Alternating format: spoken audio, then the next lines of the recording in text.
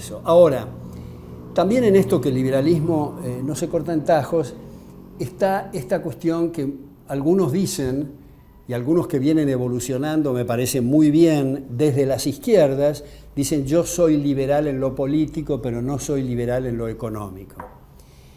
Esto es un contrasentido en realidad, porque cuando se dice liberal en lo político, quiere decir que se es liberal en cuanto a los marcos institucionales. Llamémosle eso el continente. Entonces es liberal en el continente, pero no en el contenido. Pero si el continente es para proteger el contenido. Esto es, cuando la persona usa y dispone de su propiedad, que es lo que decimos habitualmente el área económica y equivalentes, se dice, no, yo no soy liberal en eso, soy liberal solo para garantizar derechos, y cuando los derechos se va a usar, léase el contenido, resulta que no son liberales. Entonces, en ese sentido, quiero decir, el liberal no se corta en tajos. También quiero subrayar que el liberalismo no es una ideología. Una ideología es una palabrota, es una palabra soez, digamos, no en el sentido inocente del diccionario, de conjunto de ideas, ni siquiera en el sentido marxista de falsa conciencia de clase, sino en el sentido de algo cerrado, algo terminado, algo impenetrable. Esto no es el liberalismo, es la antítesis del liberalismo. El liberalismo es una cosa, un proceso abierto. Uno de mis libros, de paso a paso a otro chivo, que se llama En ebullición. El liberalismo está siempre en ebullición, está en la punta de la silla, está atento a la incorporación de nuevos aportes. Puesto que esto como se enfrenta con el llamado positivismo, acá viene un punto muy central también. El positivismo sostiene que no me vengan con cuestiones poéticas, literarias o filosóficas o metafísicas, sino que las proposiciones verdaderas son las que se pueden verificar. Todo lo demás es chamullo, en fin. Entonces, lo que... No le gustó lo del chamullo. Entonces, digamos, lo que me parece importante es que Morris Cohen, en Introducción a la Lógica, cuando le dicen que solo las proposiciones verdaderas son las verificables, le dice, eso no es verificable. Eso mismo que usted está diciendo no es verificable, primero. Y segundo, viene Karl Popper, principalmente en Conjeturas y Refutaciones, pero no en el único libro, dice, en la ciencia nada es verificable, son todos corroboraciones provisorias abiertas a posibles refutaciones. Los saltos cuánticos en las mejoras, digamos, de la ciencia son siempre por refutaciones. Cuando nos refutan o cuando se refuta algún principio en física, en medicina, en economía, en fin, quiere decir que hemos avanzado. Este es el proceso de la ciencia. Ahora, este tipo de reuniones, estas organizaciones de Candelaria, de los alberdianos, en fin, y la discusión de ideas, yo creo que es lo más importante que se puede hacer en la Argentina y en cualquier otra parte del mundo. Es decir, trabajar sobre las ideas. Estamos devorados por la coyuntura. Estamos discutiendo si la base monetaria tiene que ser el 2.3, el 4.8, si en fin.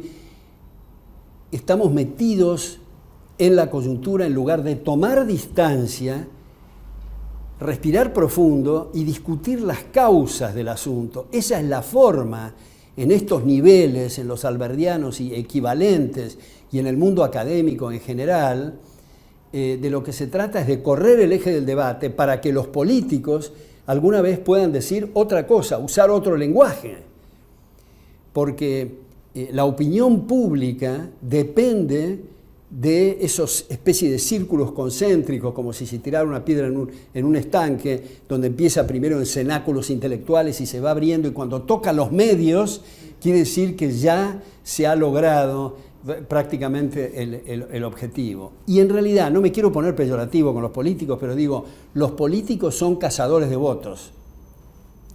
El rol del intelectual, el rol del profesor y el rol del político son completamente distintos.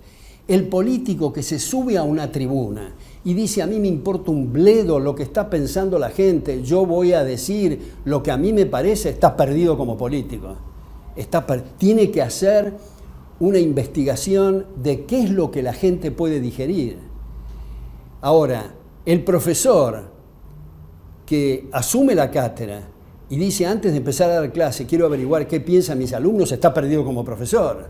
Es exactamente opuesta a las funciones. Ahora, el profesor, el académico, las discusiones, los debates, como los alberdianos y equivalentes, como digo, van a contribuir a correr el eje del debate, para que esos cazadores de votos, para realmente cazarlos, tienen que cambiar su discurso.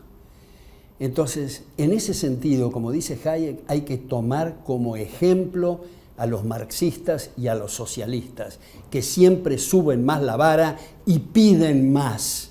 Y no como algunos así llamados liberales, que son en realidad conservadores, que se mantienen en el statu quo y que no pueden pensar más allá de 2 metros de visión. Me parece que es importante. Imaginémoslo a Marx en un bar de cuarta con algún colega en Londres diciendo yo voy a cambiar el mundo, pero viejo, vos estás loco, etc. Y lo logró. Y Antonio Gramsci, especialmente, muchos amigos míos, o algunos que han venido del marxismo, muy honestos intelectuales, que ahora son liberales, en interés propio les he preguntado, pero ¿cuál es la bibliografía? ¿Cuáles son las cosas que ustedes veían? ¿Cómo hicieron el clic? ¿Cuáles son los libros? En fin, y siempre lo citan a Antonio Gramsci. Nada de tiroteos, ni de bombas, ni de nada. Tomen la cultura y la educación y el resto se da por añadidura. Es la frase central de las cartas de Gramsci desde la cárcel fascista. Entonces, a mí me parece que eso es importante y en ese sentido, y antes de poner los puntos que quiero poner rápidamente, quiero señalar una cosa que contó el otro día Martín Caparrós.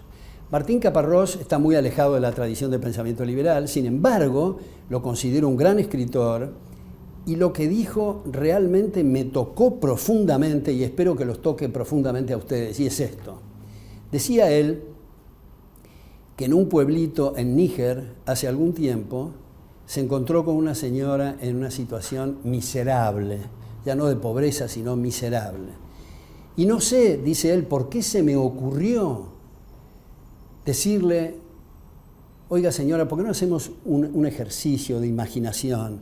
Supóngase que aparezca un mago y le pregunte y le diga, expréseme qué es lo que usted necesita, qué es lo que quiere, cualquier cosa que necesite y yo se la voy a conceder. ¿Qué le diría? Le dice Martín Caparrós a la señora. La aldeana piensa un poco, cierra los ojos y dice, una vaca.